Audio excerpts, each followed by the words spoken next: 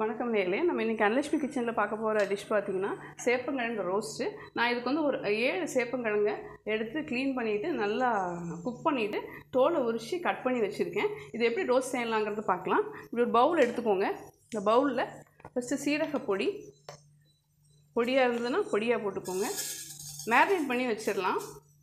நான் போடும்போதே உப்பு கொஞ்சம் போட்டு தான் வேக வச்சுருக்கேன். அடுத்து மஞ்சள்தூள். இந்த டிஷ்ஷுக்கு தேவையான சில்லி பவுடர். நான் இதுக்கு குழம்புத்தூள் போட போதில்லை, ரோஸ்ட்டாக இருக்கிறதுனால நான் வந்து சில்லி பவுடர் போடுறேன். கிழங்கா இருக்கிறதுனால கொஞ்சம் காரம் வேணும், கொஞ்சம் காரம் போட்டுக்கோங்க. இது ஃபுல்லாக வந்து ரொம்ப ரோஸ்ட் பண்ணிட்டீங்கன்னா அந்த ட்ரையாக இருக்கும், கொஞ்சம் அதுக்கு கிரேவி இருக்கணும், அப்போ தான் நீங்கள் சைட் டிஷ்ஷாக சாப்பிட முடியும். அதுக்காக நான் என்ன பண்ணுறேன், ஒரு ஸ்பூன், ஒரு 1.5 ஸ்பூன் மல்லித்தூள் போட்டுக்கேன். ஆல்ரெடி உப்பு போட்டிருக்கேன், இருந்தாலும் இந்த கிரேவிக்கு வேணும் இல்லைங்களா, அதனால் கொஞ்சம் உப்பு போட்டுக்கலாம்.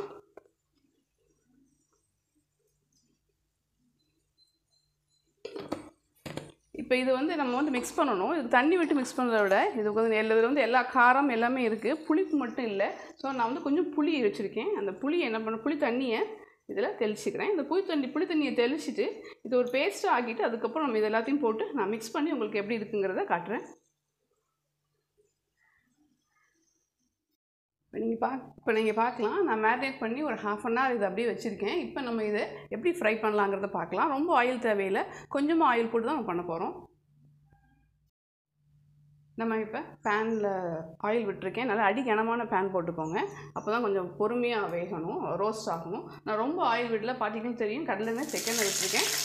கம்மியாக தான் விட்டுருக்கேன், ரொம்பவும் எண்ணெய் விடலை, ஹெல்த் ஆஸ்பெக்ட் கருதி. அண்ட் மொரோவர் இங்கே பாருங்கள், இந்த சோப் பண்ணதில் கொஞ்சம் கருவேப்பிலையை நான் போட்டு வச்சுருக்கேன் வாசத்துக்கு. இப்போ இது நம்ம இதில்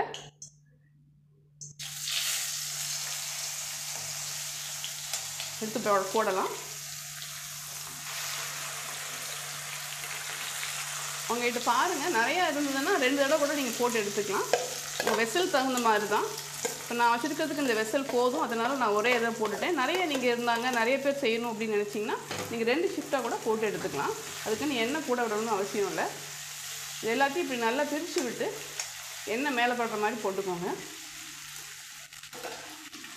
கொஞ்சம் வாசத்துக்கு பெருங்காயத்தூளை போட்டுக்கலாம். போட்டு ஒரு டோஸ்ட் கொடுத்துருங்க. ஓப்பன் குக்கிங் தான் பண்ண போகிறோம். நீங்கள் மூடி வச்சு பண்ணிங்கன்னா ரொம்ப குழன்னு ஆயிடும். அதனால் இப்படி நல்லா ஸ்ப்ரெட் பண்ணி விட்டுருங்க.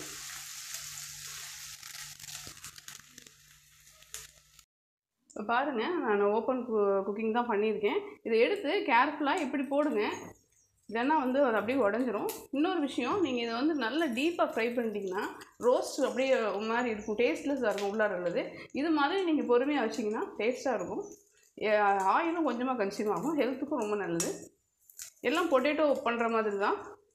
இதில் வந்து இது கொஞ்சம் டேஸ்ட்லெஸ்ஸாக இருக்கும், நம்ம ப்ளசண்ட்டாக இருக்காது சாப்பிட்றதுக்கு. அதனால தான் நான் கொஞ்சம் புளி விட்டு அது அப்படியே டேஸ்ட்டை என்ரிச் பண்ணுறதுக்காக பண்ணினேன். இது மாதிரி பொறுமையாக டோஸ்ட் பண்ணி எடுத்துட்டிங்கன்னா சூப்பரான சேப்பங்கிழங்கு வறுவல் ரெடி ஆயிடுச்சு.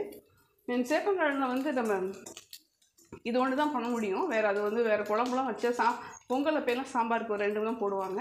இது மாதிரி ரோஸ்ட் பண்ணி சாப்பிடுங்க, டேஸ்ட்டாக இருக்கும். இது மாதிரியான சூப்பரான டிஷ் பண்ணுறதுக்கு மறக்காமல் என் சேனலை சப்ஸ்கிரைப் பண்ணுங்கள், லைக் பண்ணுங்கள், ஷேர் பண்ணுங்கள். நம்ம இன்னொரு சூப்பரான ஒரு டிஷ்ஷோடு மீட் பண்ணுவோம். Until then bye, thank you.